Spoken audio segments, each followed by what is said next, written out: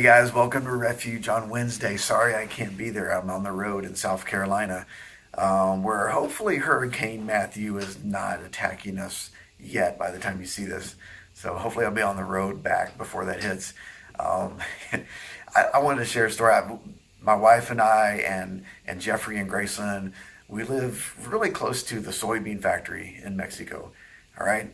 One of the great blessings of living in Mexico, Missouri, as you well know probably, is that this time of year it smells like soybeans no matter where you go. And we just happen to live really close, so we get an extra dose of that beautiful soybean fragrance every year this time of year. So you know what I'm talking about, right?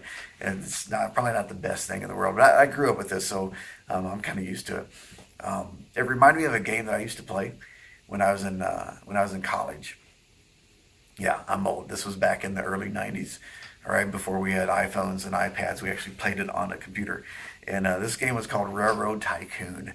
All right, so it's really similar to some of the other tycoon games that you might have on your iPhone, or even the battle games where you have to feed an army and provide resources to your army so they can grow and attack other armies. Well, this was all about the railroad business. All right, and I loved it because I was interested in business and how businesses ran. But the whole point of this game was you grew your railroad empire, all right, by laying down tracks and connecting cities, but you also connected resources. So you would lay your track down, and it would end where a forest was.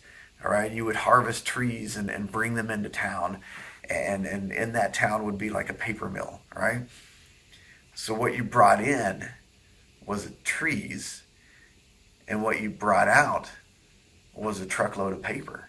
All right, so there's a correlation, all right, between what you brought in and what came back out. If you brought in a truckload or a carload full of cattle from the farms, then the next turn maybe you would be loading out a cargo load full of food for another town.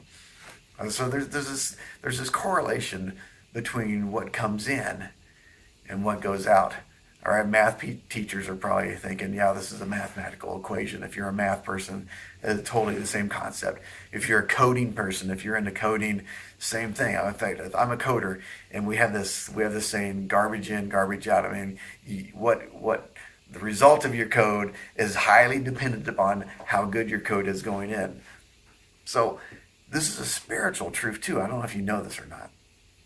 Okay, so Jesus actually talks about this. There's a correlation between what comes into our hearts and what comes out of our lives. Here's the scripture. It's Matthew 15:18. It's written in red in my Bible, which means it's spoken by Jesus himself. And I can cut down to the chaser. He says, what comes out of your mouth gets its start in the heart. So I think I can expand on this a little bit, all right, and say this. What I allow to input into my life eventually comes out as an output, all right? So I got to ask myself this question. What are those things I am inputting into my heart that will eventually output as godly or something else, something that's not godly? All right, you see what I'm saying? Just like Railroad Tycoon, I had to bring a product in, and that product resulted in a product going out. Well, it's the same thing with our lives. What are we allowing into our heart?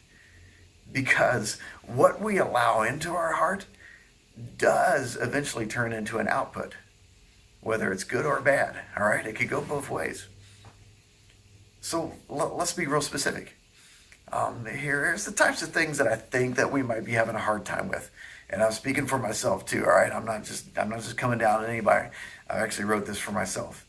A couple things that we allow into our hearts, all kinds of media. All right, media consumption. We just consume media all the time. When I say media, I mean music, TV, Netflix, Hulu, whatever, however you stream your TV shows, YouTube content, web content, social media. We allow media to come into our hearts constantly all day long. In fact, some of us walk around all day long with earphones in our ears, just filling us full of something. And I know that I get a kick out of the adults kind of make fun of students for walking around like this all day long with their cell phones, but adults do it too, nonstop, all day long. We're consuming media all the time. How is that going to output? Is my question. So maybe we need to stop and think about what kinds of things are we allowing to input into our heart, because Jesus says that comes back out eventually, whether it's good or bad. Video games is another thing that we consume, we allow to come into our hearts through our eyes, our ears. How is that going to output eventually? Here's another one. Drama. I know.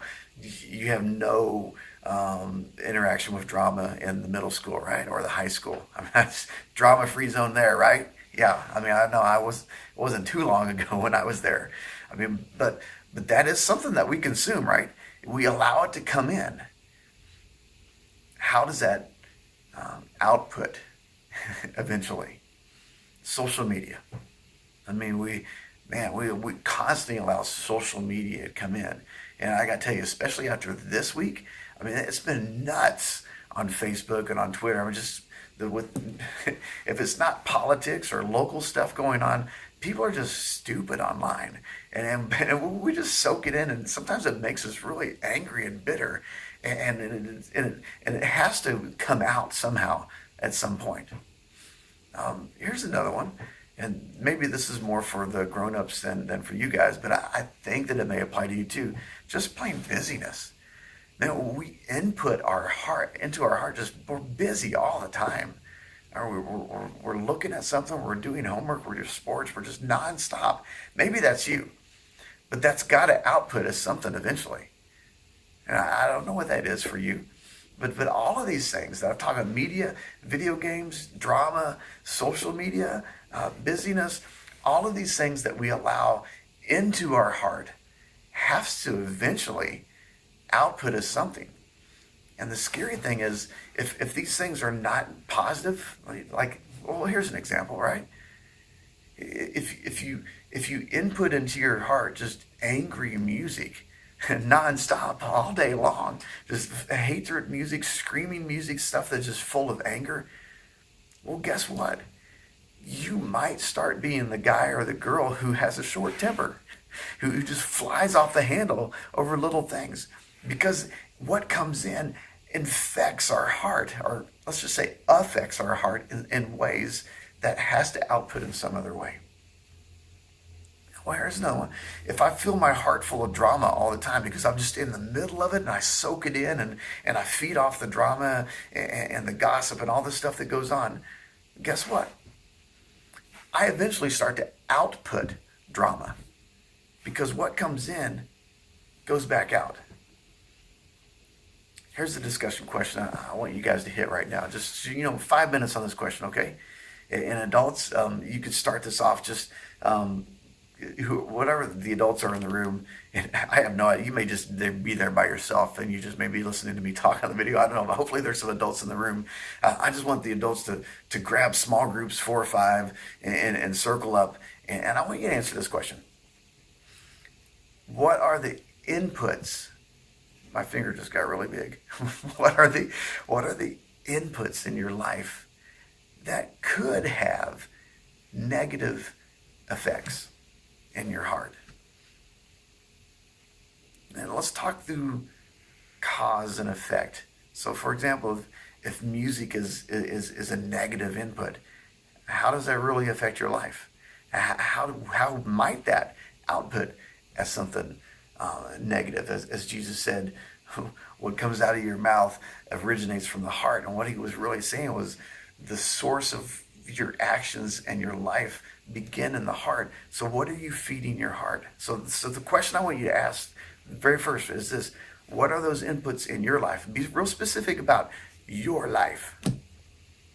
What are those inputs that could have a negative effect? All right. So go on this question for about 5 minutes, okay? And I'll rejoin you here in a few minutes. All right. All right. Go. No, seriously, start right now.